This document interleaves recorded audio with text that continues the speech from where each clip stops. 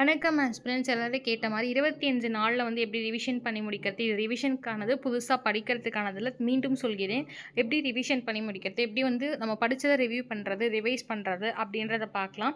So 25 நாள் அப்படின்னும் போது இன்னையிலேருந்து கணக்கெடுத்து அக்டோபர் 11ஆம் தேதி வரைக்கும் கணக்கெடுத்துக்கோங்க. ஓகேங்களா? நிறைய பேர் கேட்டிருந்தீங்க லாஸ்ட்டு 30 டேஸ் லாஸ்ட் 25 டேஸ் போடுங்கன்னு சொல்லிட்டு. ஸோ அவங்களோட விருப்பத்துக்கு ஏற்ற மாதிரி நம்ம போட்டிருக்கோம். ஓகேங்களா? ஸோ என்னென்ன டாபிக் எப்படி கவர் பண்ணணும் அப்படின்றதும் நம்ம போட்டிருக்கோம். ஸோ முதல்ல பாருங்கள், பகுதி 1 மொத்தம் 4 பகுதிகளாக பிரிச்சிருக்கோம். பகுதி 1 அப்படின்னும் போது பண்டைய இந்திய வரலாறு டாப்பிக்கு கீழே பிரிச்சிருக்கோம். அதாவது அலகு 1லேருந்து 3 வரைக்கும் நீங்கள் படிக்கிற மாதிரி இருக்கும். செப்டம்பர் 18லேருந்து 23 வரைக்கும் டைம் எடுத்துக்கோங்க. செப்டம்பர் 23 அப்படின்னும் போது செவ்வாய்க்கிழமை, இன்றிருந்து இந்த வெள்ளிக்கிழமை, இந்த வியாழக்கிழமையிலேருந்து செவ்வாய்க்கிழமை வரைக்கும் டைம் எடுத்துக்கோங்க. டே 1ல் யூனிட் 1 கூடிய சிந்து சமவெளி நாகரிகம் மற்றும் வேதகாலம் செப்டம்பர் 18ஆம் தேதி இன்றைக்கி படிக்க போகிறீங்க. நாள் 2ல் அலகு 1 மௌரிய மற்றும் குப்த காலம் படிக்க போகிறீங்க. ஓகேங்களா?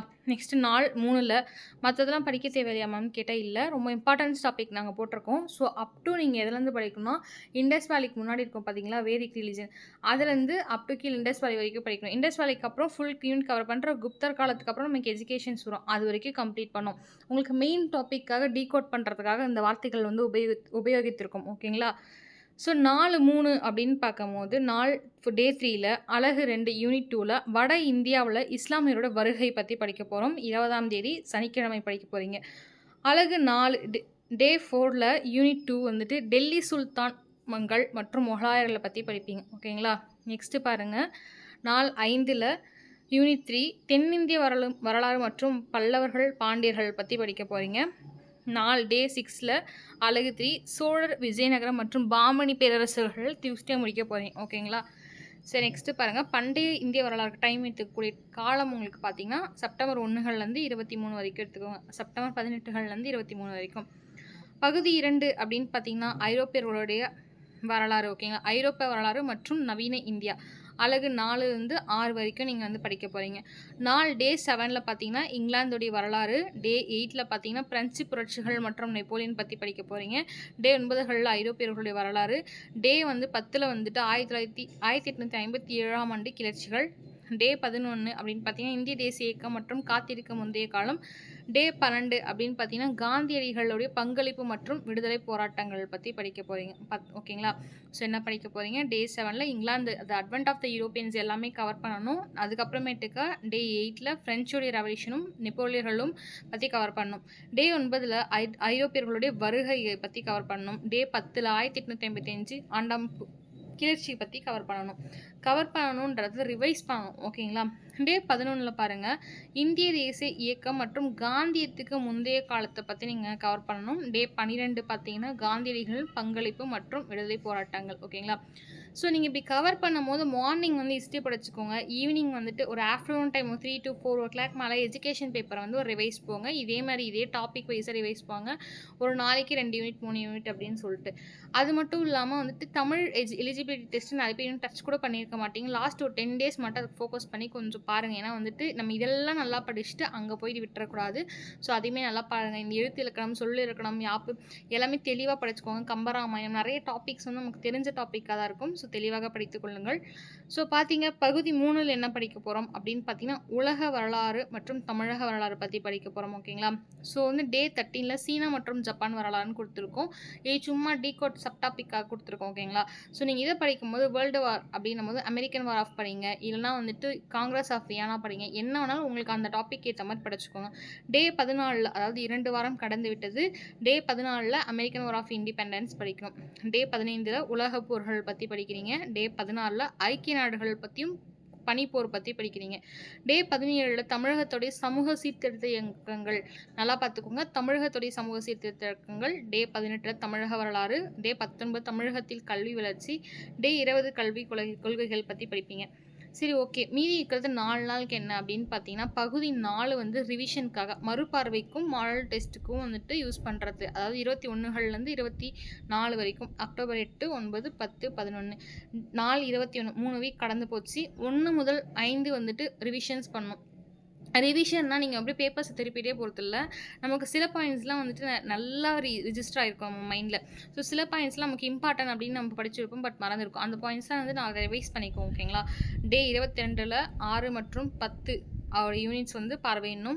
டே 23 ஃபுல் டெஸ்ட் மாதிரி தேர்வுகள் அட்டன் பண்ணி பாருங்கள். டே 24 மாதிரி தேர்வுகள் அட்டன் பண்ணி பாருங்கள். டே 25 நம்ம போய் பிஜிடிஆர்பி எக்ஸாம் ஹாலில் உட்காந்துருவோம். ஸோ கொஷின் பேப்பர் நம்ம கையில் வந்துடும். ஸோ நம்ம டெஸ்ட் எழுத ஆரம்பிச்சிருப்போம். நம்ம நல்லா படிச்சிருக்கோம், இன்னுமே நல்லா ரிவிஷன் பண்ணிகிட்டு இருக்கோம்.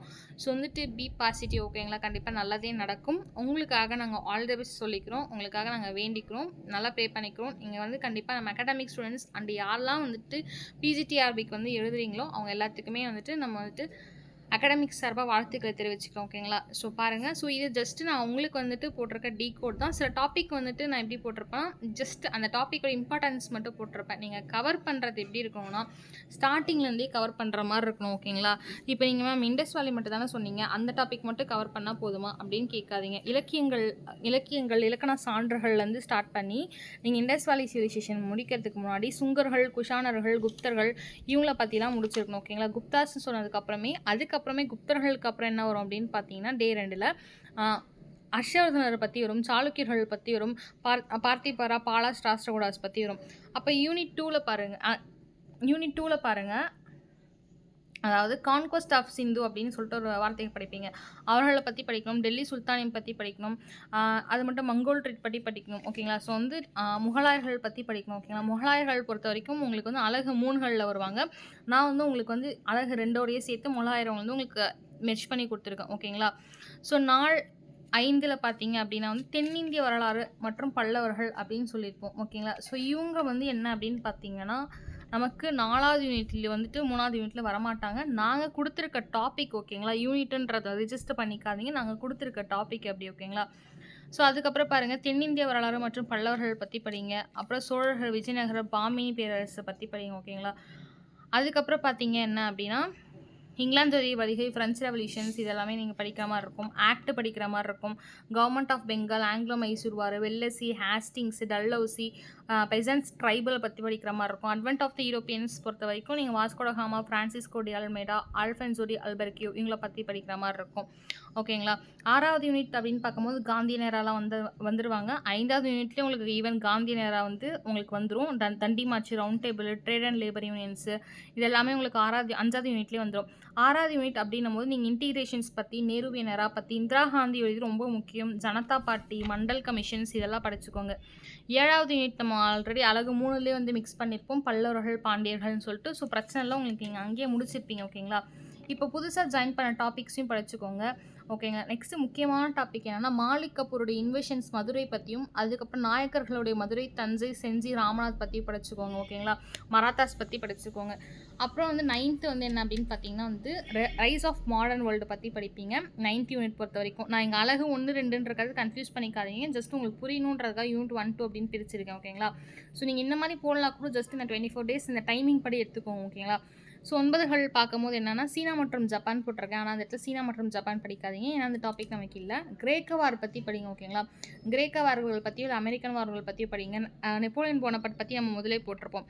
10வது யூனிட் அப்படின்னும் போது டிக்டேட்டர்ஷிப்ஸ், அதாவது முசோலினி, ஹிட்லர்கள், கமல் பாக்ஷா அவர்கள் வருவார்கள். அப்புறமேட்டுக்க யூனிஃபிகேஷன் ஆஃப் ஜெர்மனி பற்றி, அதாவது யூனிஃபிகேஷன் ஆஃப் வந்து மாசினி, இட்டாலி, கரிபால்டி மற்றும் கவுண்ட் கவர் பற்றி படிங்க. யூனிஃபிகேஷன் ஆஃப் ஜெர்மனி அப்படின்னும் ஜோல்வரின் மற்றும் பிஸ்மார்க் பற்றி படிங்க. நெப்போலியன் 3, கிரிமியன் வார் படிங்க. Young Turk rebellion, Balkan war, Russian revolution இதெல்லாம் வந்துடும். முதல் மற்றும் 2, 3ஆம் உலகப் போர்களும் யுஎன்ஓ பற்றி படிப்பீங்க. ஓகேங்களா? ஸோ திருப்பியும் சொல்கிறேன், இந்த வீடியோ முழுசாக பார்க்க மொத்தம் உங்களுக்கு புரியும். யூனிட் அப்படின்றது ஜஸ்ட்டு நாங்கள் கவர் பண்ணுறது. ஓகேங்களா? அந்த யூனிட் வைஸ் இல்லை, நாங்கள் சும்மா யூனிட் டாபிக் கொடுத்தது. ஸோ இந்த டாபிக் வைஸ் படிங்க. Thank you as friends. இதான் 25 நாளுக்கான ஒரு பிளான். ஓகேங்களா? ஸோ உங்களுக்கு வந்து தனியாக பிளான் 25 days போட்டிருந்தீங்கன்னா தாராளமாக அதை வந்து பின்பற்றலாம்.